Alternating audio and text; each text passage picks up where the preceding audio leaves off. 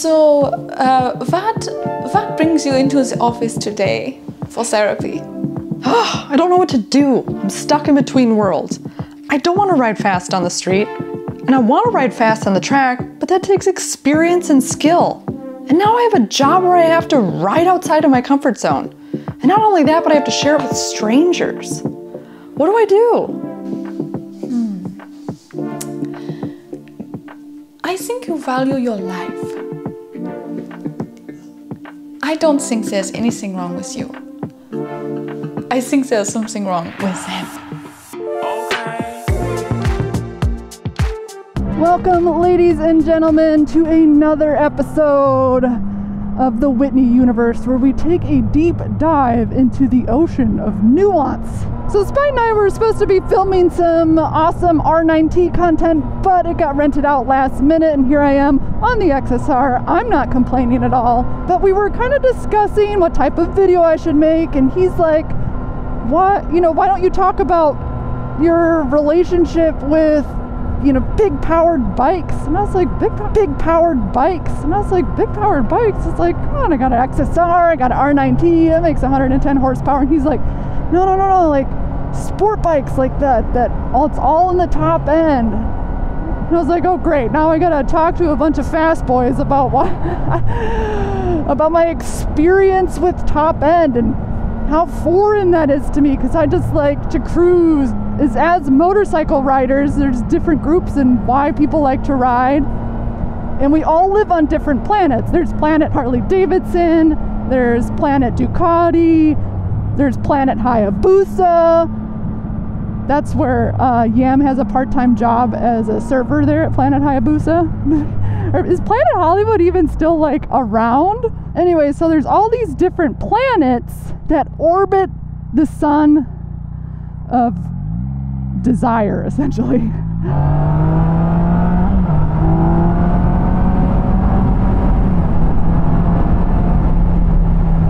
That's enough for me.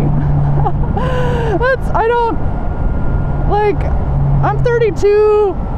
I've got the genetic predisposition to be more cautious because I can make brains with my womb. So, I have to protect that to some degree. But that doesn't mean I don't like it. That doesn't mean that you can't jump from planet to planet on some sort of vehicle of ambition or vehicle of motivation, because obviously I have a job where not only is it motivating to not give up, and I took the wrong street because this is a dead end, but I feel like I'm making contact with these high horsepower aliens, and very briefly, right? Like, it's my job to hop on a Aprilia Tuono V4 factory for 20 minutes.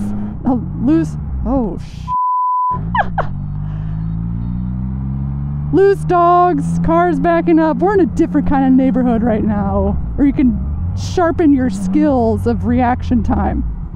So I keep meeting up with these high horsepower aliens, very briefly.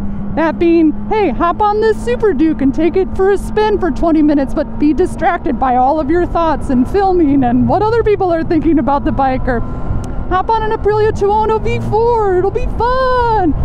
And so I just keep having these brief but sort of stressful interactions with these awesome bikes, but I don't get to know it, and it feels so foreign because I've always just ridden bikes that also have a lot of low-end power as well.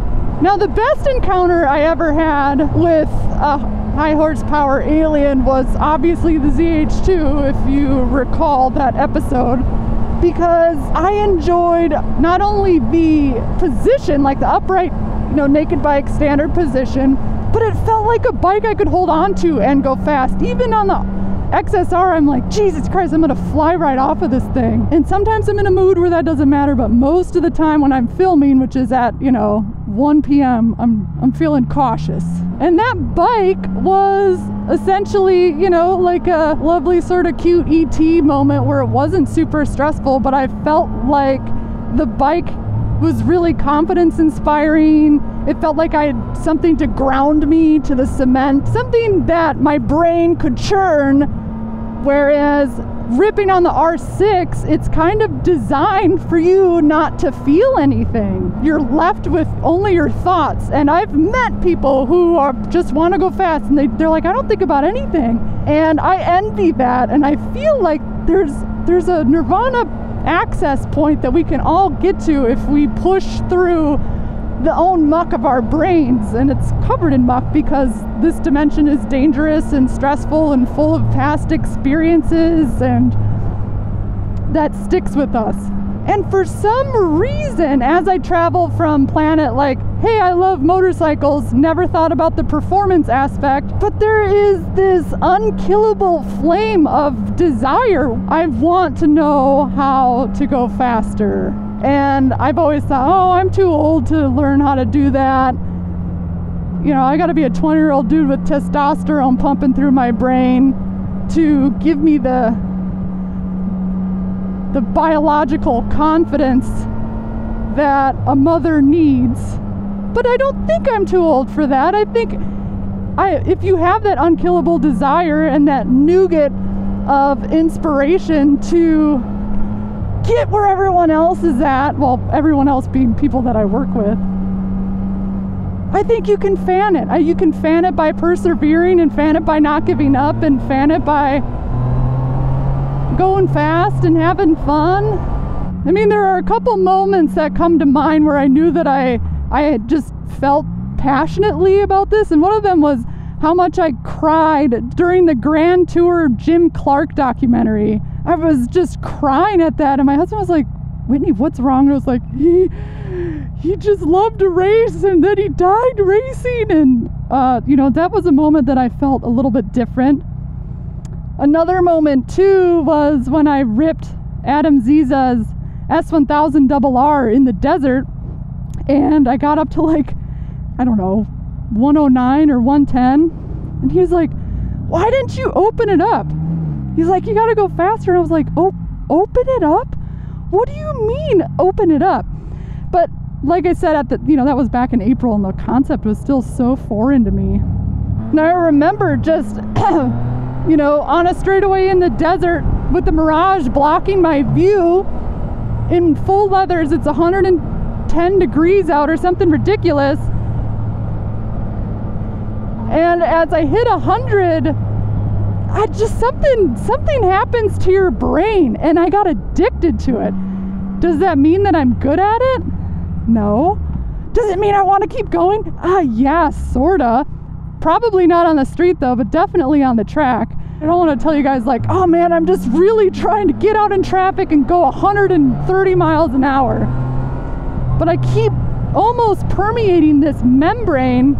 I'm slowly whittling away at the wooden spoon of confidence, because confidence is a spoon for some reason. But it's funny, the way I'm going around it is by hopping on bikes that I never would have ridden had I not had this job.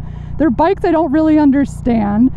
I'm traveling to another planet, meeting an aggressive alien that I don't speak the language of, and sorry for all the sci-fi references, but you're in the Whitney universe. And I have to film it, then I have to get on the chopping block for short shifting the Hayabusa or never shifting the Fireblade, because I panic and then I don't know what to do, which is weird. But it's like I just don't have a feeling. I can't speak the language. And then the camera cuts, and then we go back to the office, and then I get off the bike, and then that is just my experience over and over again. But I'm slowly learning the language, and I don't anticipate a bunch of other people to understand, right?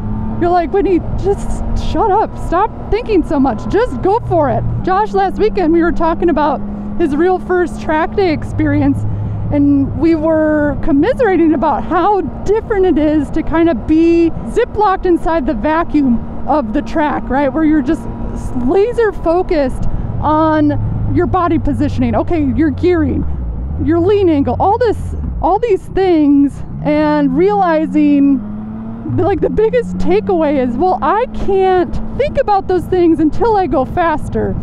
And then you kind of get stuck in this garbage disposal of experience, because you need to go faster in order to do those things, and you need to do those things in order to go faster. And it's a fun Ziploc of just waning your fear and waxing on your confidence.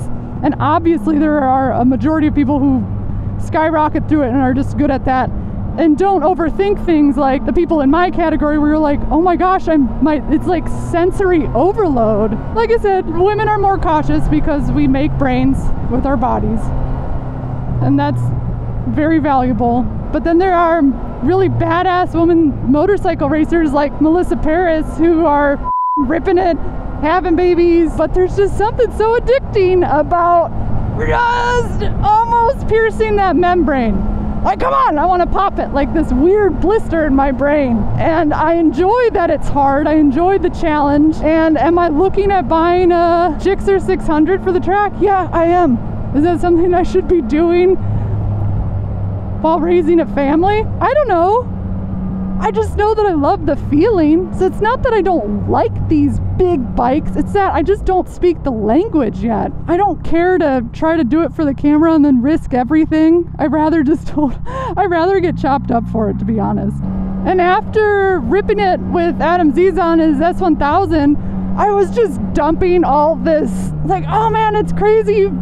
You start contemplating entropy and decay and time and space, and we were kayaking and I was just really putting everything on the table about my existential panic and going fast and why I'm obsessed with it and why do I have this unkillable desire. My brain says no, but my heart's like, yes, keep going. And he looked at me and laughed and he goes, I don't think about any of that. He's like, I just like to go fast. And I was like, okay, well, that's what makes you a superior racer to me. I'm here for the psychological gymnastics that I have to do as a rider, because that's why we're here, right? We're all churning our own thoughts and making something of it. And I still don't know where I would be without throttle therapy. So I hope you too do not give up on the motorcycle journey. I know a lot of people drop their bike, get into an accident, or have close calls and never want to get on it again, but it is seriously the most excellent lesson in fearlessness and confidence. It's the best hobby for that.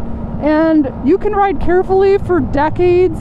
You can ride aggressively, which is what I've been doing, and not really pushing yourself, but got to embrace it. You got to keep going, because I think everybody who enjoys motorcycles or is passionate about motorcycles all has that unkillable flame. You might ignore it, or it might die down like a pilot light, but it's about perseverance. Look, a naked homeless man. He's a time traveler.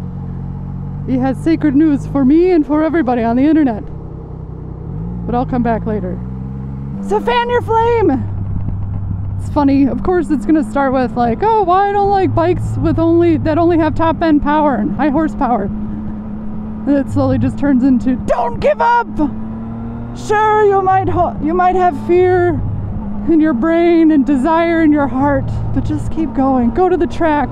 Spite and I were discussing the video that I had to make today, and I was telling him, man, like, the bike I consistently go the fastest on is the R9T. And he looks at me dumbfounded, as him and Yam usually do when I talk about my thoughts. And he's like, what? Why? And I was like, because it's got like, there's a bond there where if I go faster, I can feel it or I can hear it. And I like that feedback. That feedback gives me confidence. I like to feel grounded. It's almost like I've chosen all these really strange bikes to learn motorcycle life lessons on purpose. It's almost like the bikes I have don't make sense, just like me. Whitney, you don't make any sense.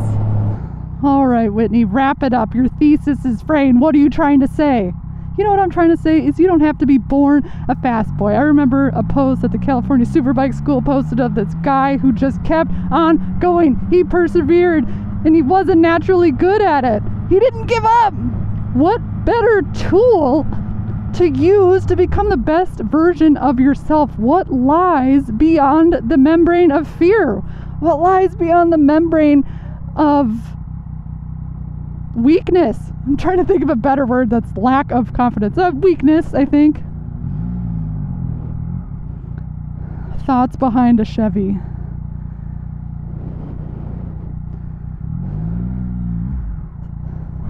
That's it. It's simple as that, all right? Don't give up, persevere, see it as an opportunity to become the best version of yourself. And don't give up when a bunch of YouTube commenters laugh at you. You gotta keep going. All right, for every person that permeates the membrane of fear, I will feed a cube of sweet potato to Davis and Murphy, and then I'll show it in slow-mo for your viewing pleasure.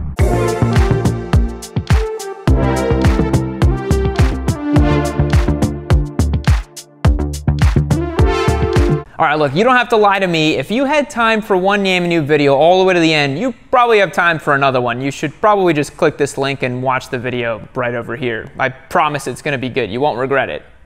Seriously, you should just click it. I'm sure it's good. We only make good stuff around here. You should just watch it. Why are you still here?